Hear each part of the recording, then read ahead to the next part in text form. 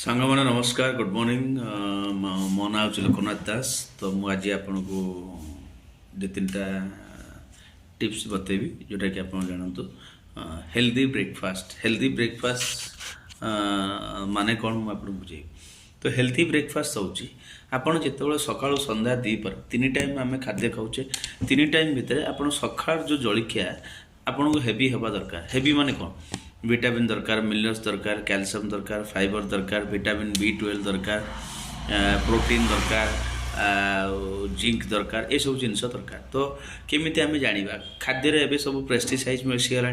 तो आम आो खाद्य खाऊे केमी खाऊे आम ठीक से जापर है। तो थर्ड जिनस है खाद्य भल देखा बास्ना भल हो तार कलर भल हो खायापी भल। आगुरी जमी आपण खाद्य खाऊल गोटे टमाटर बहुत पुष्टिकर खाद्य थिला आ बहुत विटामिन थिला।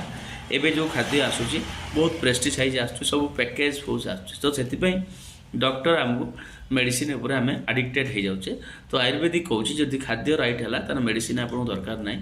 जदि खाद्य रंग है तो मेडिसिन आप बॉडी आवश्यक। तो सेम जिनस हेल्दी ब्रेकफास्ट होपन गोटे यार फोटो कॉपी उठे देदेवी ताकि आप देखिपारे। हेल्दी ब्रेकफास्ट माने आपन बॉडी रे हेल्थ को बेटर करने आपन को ब्रेकफास्ट ना पड़ो आ सॉलिड ब्रेकफास्ट ना पड़ो। बहुत लोग ब्रेकफास्ट कम खाती से ब्लड सुगर हाई खाई सारापर ब्लड सुगर हाई हो जाए। टी शोयापाई इच्छा हुए, टी लेजीनेस लगे, टी थकापण लगे।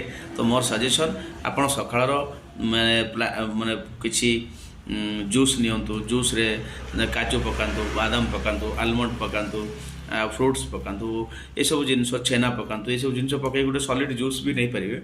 तार न्यूट्रिशन बहुत किसी मिल है। तो न्यूट्रिशन बॉडी आवश्यक। न्यूट्रिशन होची खाद्य, कौन से प्रकार मेडिसिन नहीं। न्यूट्रिशन जो जिनस बॉडी रे कमी जाउची से रोग रे आपण परिणत हो जाउची। सोडियम कमीगला, पोटासियम कमीगला, जिंक कमीगला, आपन को डॉक्टर जेकोसी रोग दे दो। तो मुझे आशा करुँच जब मो वीडियो भल लगे आप देखिपारे। तो मुझे